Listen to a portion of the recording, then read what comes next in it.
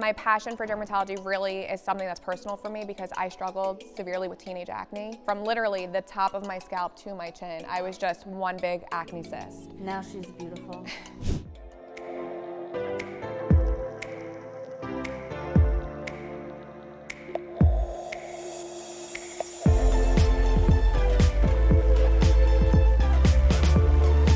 Hello, welcome back To Unfilter It with Lindsey and China. Today we have a special guest, Jessica Spinelli. Round of applause. Ooh, Spinelli. This is a very special day for me because Spinelli and I go way back. Way back. To our emergency room night days where you were just a baby nurse. 7 years ago. And now she's a whole nurse practitioner in dermatology. Jess, tell us a little bit about yourself and why you decided to go into dermatology. So 7 years ago, I started the emergency room with China. I had a love-hate relationship with the emergency room. I think that everybody does. And I got the best experience of my life being hands-on in the emergency room, but I just knew, especially after COVID, that I just didn't want to be a bedside nurse forever. And I will never forget, very quickly, the day that I met you. It was my third day in the emergency room. My third day. And third and most fun day. Yeah. She literally came flying out of a room and I was like, I don't know who that is, but I want to be her when I grow up and I want to be her friend. And then here we are. I was probably flying out of a room screaming at somebody. You by were. the way. I left that out. But Somebody get over here. yeah. Yeah, most likely. Oh, well, thanks, Jess. Yeah. Well, I knew from working with Jess for a long time, it seems, that like you were going to do something cool. And Jess, actually, you followed me for a while. I followed you, yeah. Even before I went to NP school. And I was lucky that when I was in NP school, I was able to, Monmouth let me do my rotation with you. I was able to do 125 hours in the office with China. And I learned so much from her. But I think that for me, my passion kind of went into derm. And I even spoke to you about this because when I got the contract, I was like, China, what do I do? Because it's like, it's so hard to choose. And it was my first job as a nurse practitioner. And I loved dermatology, but I also loved plastics. And I didn't want to make the wrong decision being the first time out. So I spoke to you long and hard about it. My passion for dermatology really is something that's personal for me because I struggled severely with teenage acne. And I think I even showed you pictures, from literally the top of my scalp to my chin, I was just one big acne cyst. Now she's beautiful. No more acne. And clear. And so clear. Yeah. Yes. And I went on Accutane, and it was a tough 6 months for me. Tell me about Accutane and how it was on it, because I've only heard from people like, afterwards, and it was great, but I never actually spoken to someone that was on it and what their process was like. It was hard. I loved Accutane. I love Accutane as a provider. It is a great drug. I had a lot of side effects from Accutane. I mean, side effects being dry lips, dry mouth. You can have nosebleeds. Some people can have headaches. For me, I remember I did have headaches from it. I was also doing it when I was in high school. So high school is hard in itself. And one of the possible side effects can be mood swings, suicidal ideations too. But for me, I think it was just a very overwhelming time that I was kind of doing everything. The process was a little frustrating for me because, and I even tell my patients this now as a provider, that you're not going to see results the first month or two. Like, it takes time for you to notice results, and I was just so frustrated at that point. But I was on it for the full 6 months, and when I came off of it, it was the best thing that I ever did. And I haven't really had a flare-up since. I get like one or two here that are like annoying, and especially if I don't wash my face after I wear a full night's makeup, but Jessica Spinelli. We're like so non-compliant as providers. I We're know. like, don't do this, wear your sunscreen. And It happens, we forget though. sometimes, everybody. It's okay. Yeah, it's okay. We're So people Jessica, too. as a student of plastics, was amazing. Jessica's also very, very good. She's being humble right now, but she was like a rock star nurse at nighttime. Like, you were probably one of the only like hand select group of people I could trust. Like, and be like, oh, all right, she's coming to get me, that the blood pressure's in the tank, I better go check it out, you know? Because it's for real. Yeah, and Jess, you were always so good with hands-on that, like, I feel like early on when we were doing non-invasive, like, plastic surgery, I was like, oh, you're probably gonna be a little bored. You need to do something more procedural. And I've always had an interest in, like, the merger of plastics and derm. Try to go to derm conferences I'll pick up some cool tricks there.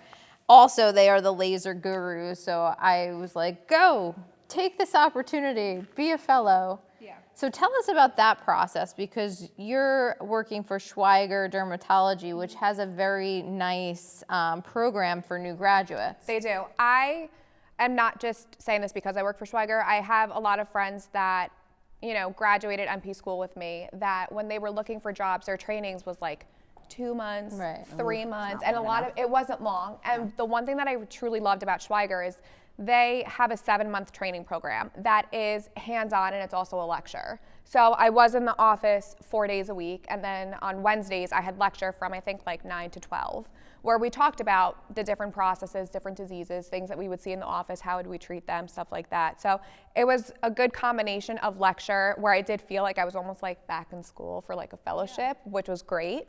Yeah, and necessary, because you're not learning that stuff in NP school, right? Like, they touch upon acne maybe. Nothing. And like No how to plastics, write an no antibiotic derm. A little bit here and there rashes, but not like that. Yeah. And what I like about that is your company is investing in their employees, which does not always happen at other places. Right. So I think that, and they want everybody trained a certain way, so there's really continuity of care across, because how many practice, I mean, they're like all over the country now, We're right? all over now. Yeah. I think, don't quote me on this, but I think we're up to like 90 offices, maybe even more. I know that they have over like 300 providers. But what I also love about them is that every single person in my training that I trained with, or that like I went to for help, everybody wanted you to succeed. Every single person was there. You could call them, you could text them. Everybody wanted to help you. And I feel like you don't really find that these days. I feel like a lot of people it's tough, and everybody's looking to see who's gonna fail and who's gonna like. They're like placing bets on people failing. Exactly. Whereas like I felt like every single person was in my corner. I also work for an incredible office. I mean, my entire office, we're just like one big happy family, that from front desk to MAs to providers, everybody wants to help each other. So I got super lucky with where I am. I love Schweiger, and I love my supervising physician is incredible. I don't know how one person, give him a plug. Dr. Miller, I have to give it to you. Yeah, Dr. He did Miller. clear my teenage acne too. But you know, he is very supportive of all the providers that are there. I know that I could call him in the middle of the day if I have a question, and he just will talk me through it. He doesn't automatically give me the answer, but he'll talk me through it, especially because I'm still new, you know, so it's definitely, I'm getting amazing experience where I am. So it was the best decision that I make, and I have to give it to you because you really helped to push me in that direction a little bit. I mean, you did it all on your own, but I feel like that culture is similar to what we like crave when we're in the emergency room. It's very much like a team approach, like you rely on one another. It's almost like you're in the trenches together. So, and that camaraderie can be difficult in what we do, and like plastics. I always used to joke, like the OR is the place where if you think ICU nurses are tough, there's nothing compared to the OR. It's like super territorial. You have to like take your shots and with a smile on to like gain your place. Your trust. Yeah, it's like gain your ranking in there. So it's tough in our world. So that's like a good environment it's a to good be spot. in for sure. And to have your collaborating physician that is super supportive. Absolutely.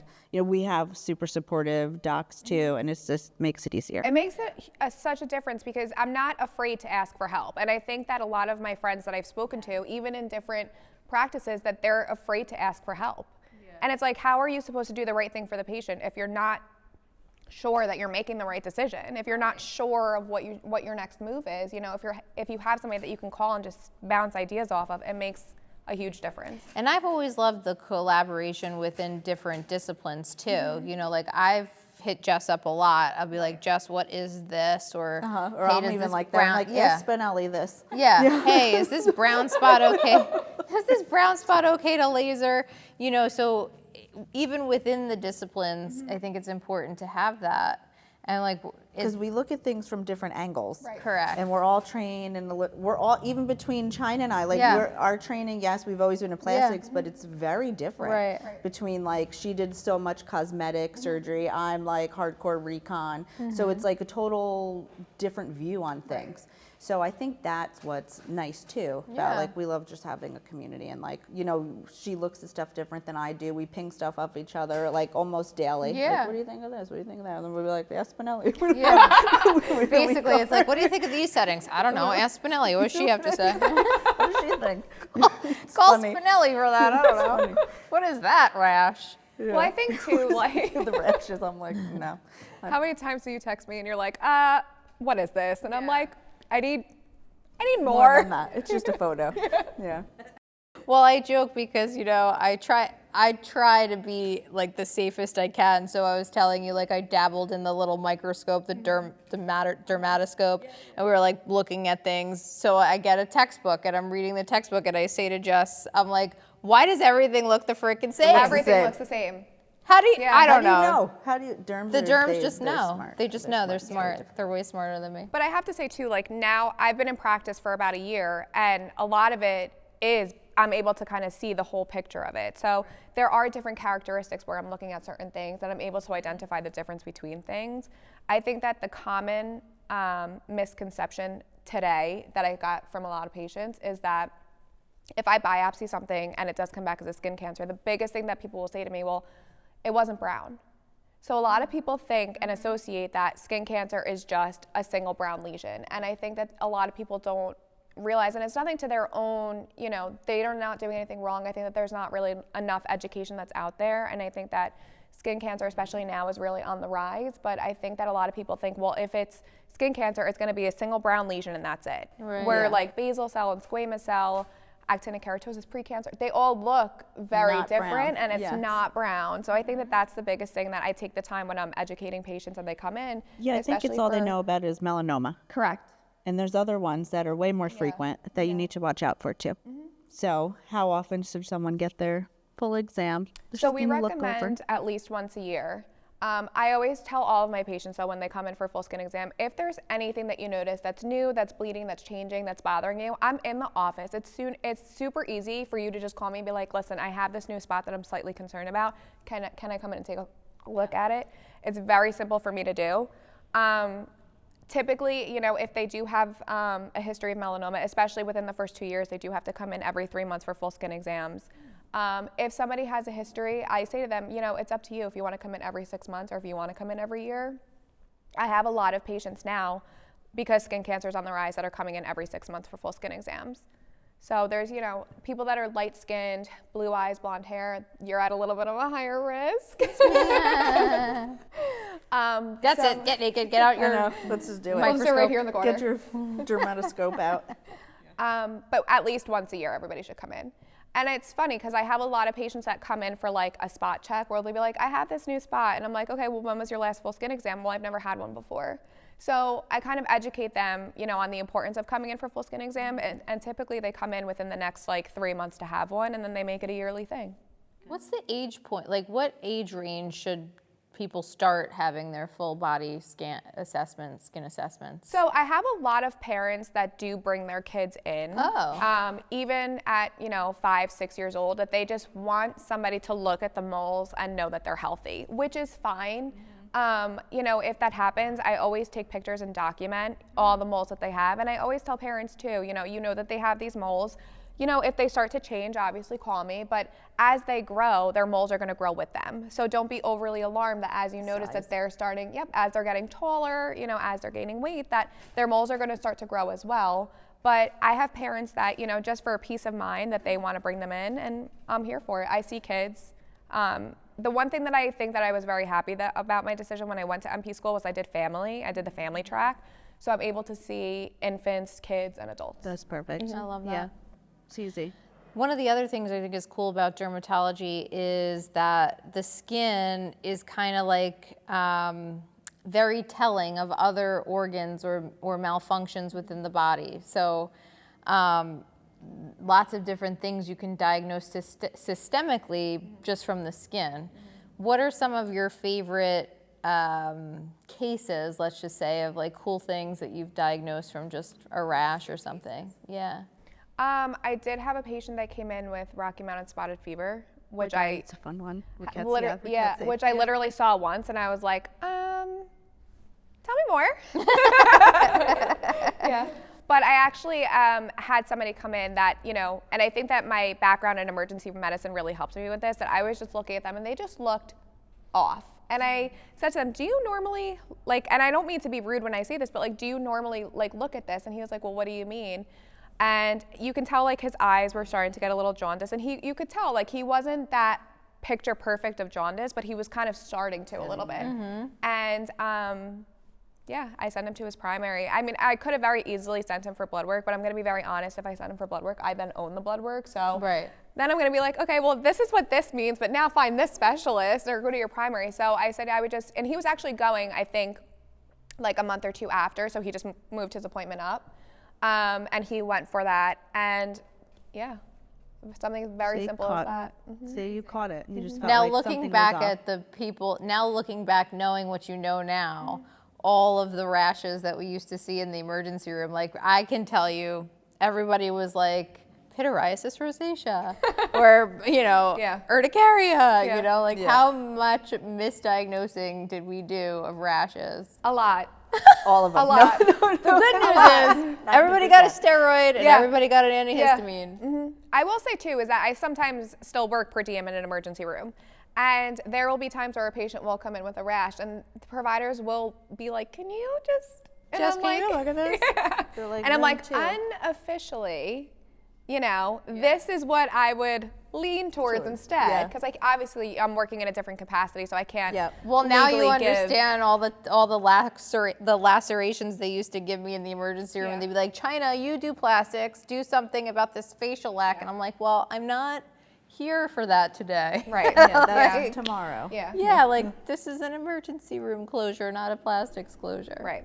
So I think it's definitely finding that balance of you want to do right by the patient, but also knowing the boundary of when you're in a certain setting. Right. You know, how much you can kind of knowing your role. Yeah, absolutely. Because it's hard, but that's one of the probably best part of our careers is that you can work in derm, you can work in the ER if you want, so you can, you know, liven it up or chill it out really as much as you want based on honestly your personal life. If you're burnout, you don't work in the ER that month or whatever. It's that's what's nice, and that's what kind of gauged me more towards PA and P than MD, because I knew a lot of friends that were in med school, and some of them didn't match, and then they couldn't even do what they wanted to do originally. So it's like their whole like lifestyles changed to that, and it's like not even really. And then like, oh, I'm in plastics, I just got a job. Yeah. Like, that's how it is. Yeah. Yeah, I'm here, and they're like couldn't even match with what they wanted to do. So I always felt bad for the MDs on that part of it, because that's not cool. Like you have a passion and then you can't do it. Right. I don't like that. Yeah. So. Yeah, I don't have a yacht or anything, but I like what I do every day. But you could. But you, one day you can. I could if I wanted to, but I don't want to pay for it. But yeah, I'm too cheap. But I feel like, you know, we could change it up, which is nice. I think that's the one great thing about healthcare with NPs, PAs, is that we could truly do anything that we want to do. And no matter where we go, you know, you could find a job anywhere. You know, no matter where you go, you can always just find whatever it is that you want to do, and you can always, you know, if I want to change to a different profession, I can. Like I could just change specialties if I really choose to. But right, yeah, that is the cool part of the program for sure. Difficult though is like I see like lots of kids like, oh, I'll just go be a nurse, and they don't like people. Like I feel like you still have to like people. Yeah. And because it's about the people. Yeah. I'll be very honest. So I see a lot of high schoolers that come in. And I'm like, what are you doing? Like, what do you want to do when you grow up? And they're like, I don't know, but, you know, I think I'm going to like, you know, go into medicine. And I personally had no desire to be a nurse. Like, if I'm being very honest, I went away to school for a hot semester. I came home and my parents were like, now what are you going to do? And I'm like, I don't know. And my mom actually filled out my application to Brookdale's nursing program. I did not want to do it, and because it was like 25 pages long, and I was like, this is ridiculous. So my mom actually filled it out for me. And You going know, all to- your Brookdale instructors are like, but damn it. I know, we knew it. She liked it once she was there. She Yeah, liked it. She yeah, liked it was great. Best program I ever went to. Would highly recommend. But I got the best experience. What I will say is I got a job in a hospital while I was in nursing school, and I got a lot of like hands-on patient care experience. And it wasn't until that I was there that I knew, okay, this is what I wanted to do. Like I wanted to just help people.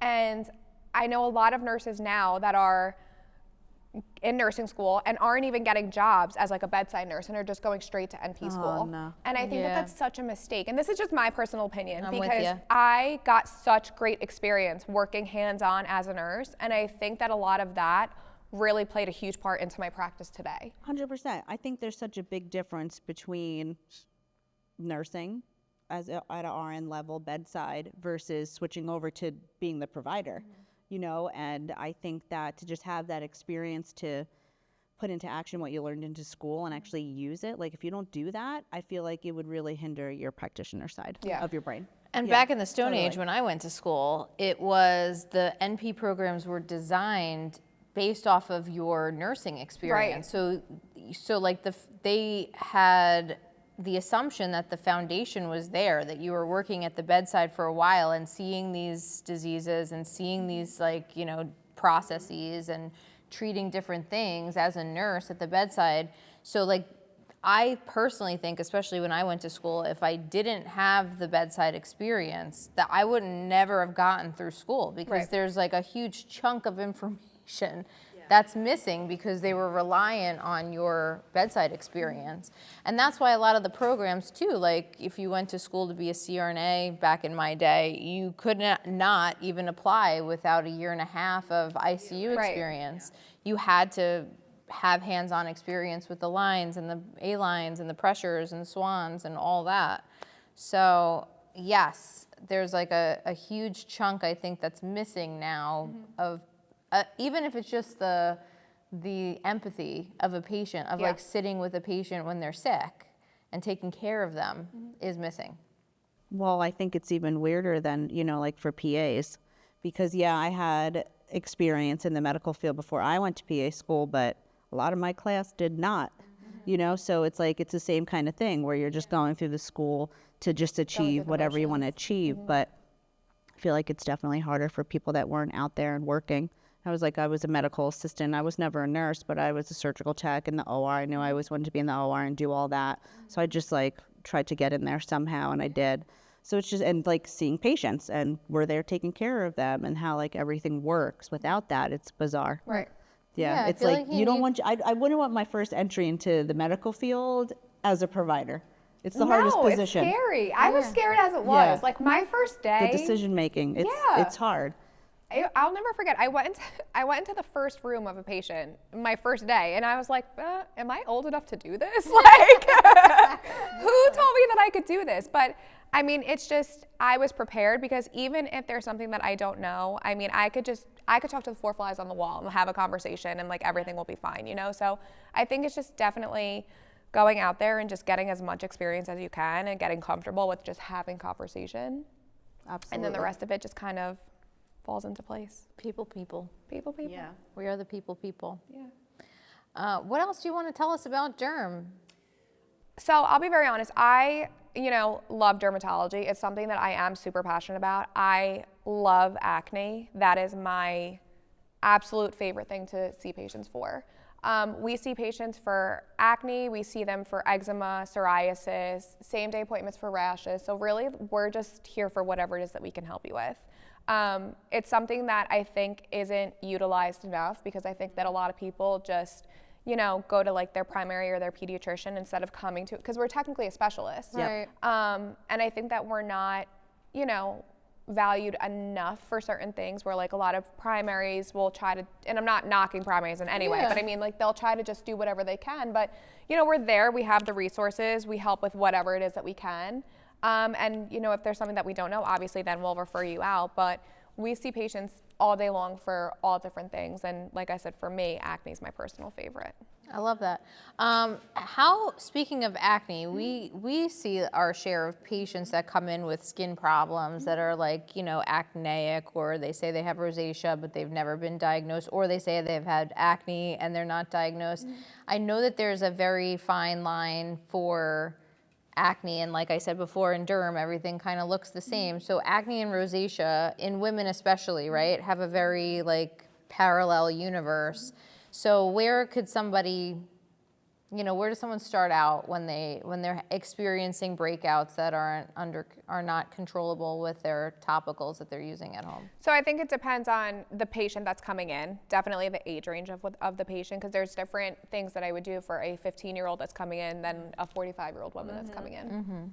But if there is a flavor of rosacea that is acne rosacea, and there's different topicals that they could try for that.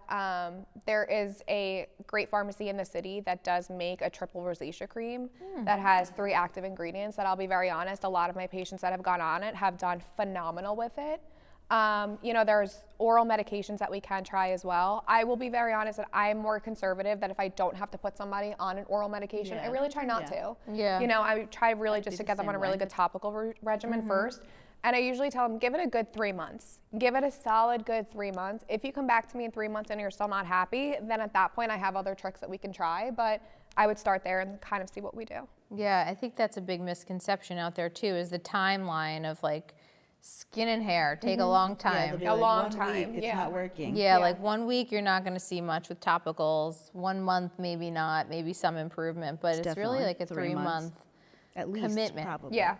I typically, whenever I have somebody coming in, especially for the first time, I typically have them come back in 3 months. And I say to them, if between now and 3 months, if you need me, I'm here, call me. And if they need to come in sooner, but I say to them, I put the expectation out there that it's going to take a while, and I'm very honest about it. And I say, give it a good 3 months. And I think that you're going to be very happy when you come back in 3 months. And if you're not, we go from there. Cool. Yeah, I don't think that's too much to ask. I think that's great. Yeah. Yeah, it's you just be on. It's when we tell our patients, give it 2 full weeks for your Botox or something, or even your filler to calm down and do its thing. These things they're medications. Yes, they need to, settle in and do their job. Even for our laser people, right? It's you're not going to see anything for 3 months. So tattoo removal. See you then. They want it there, done. I'm I me think too. that- I want it there, done quick too, but. You got to wait. This is the whole process. I think we're also in the generation where everybody, and I'm we're of that generation. where everybody wants that instant gratification of, I want this gone and I want it gone now. And I'm I'm doing my best. I promise you that I'm doing my best. Just give it some time. 3 months is not a long time in the grand scheme of life. When you've had this for a while, another 3 months and for possibly to get you clear. And if not, like I said, we always have other options that we can try. What are some of the other things that you offer at your practice? So we do have different lasers. We do chemical peels. We do Botox. I don't do filler personally, but other providers in my practice do. I did train with you on. Maybe one day we will get her on the filler too. On filler, but I have to be honest. I became more surgically heavy. I know. And I told this to you. I have a lot of patients that come in where if there's something that I could do that's a simple procedure, if it's a cyst removal, lipoma removal. I love surgery, that's kind of where I flow to. And then I'll refer my cosmetic patients to other providers. I've referred patients to you for a lot of under eye filler I've sent to you. Thank you. But I became more surgically heavy because that's kind of. That's what you like. That's what I What like. a proud That's what day. It makes me happy. You don't have to do things you don't like to do. Yeah. That's what makes me happy. Such a proud day to see you as a little baby nurse. Hi, I'm Jessica. I'm a new nurse here. To this awesome derm NP. I remember I went up to you and I was like, "Excuse me, China, I have this EKG for." And I was scared. I don't know why. Jesus Christ, who are you? Where'd you get this EKG? Yeah. Who is this on? No, who? What room is this again? Hold on, let me go to my list. Yeah, but look at you now. Look at me now. She's awesome. So you guys, Schweiger is lucky to have you. I hope Thank that you. they know. Yes, shout out to your office location too. So if anyone's looking. I'm in Freehold and I'm in Howell. They're Yeah, both if you local. need your skin exam, get in once a year. Yeah, Once and a for year. those of you who are Get in patients now. of Lindsey and I, if you're interested or need a dermatologist, we will send you to Spinelli. Make sure you ask for Spinelli when you call. All right. Awesome. Thank you so much for having Well, me. thanks you so for much coming. on. you. We love chatting with you always, and thank you for all your help when we're like, what is this? I don't You know. can always call me. What is you this can always around? call me. You can always text me. I'm always available. Perfect. We'll see you next time on Unfilter it. with Lindsey and China.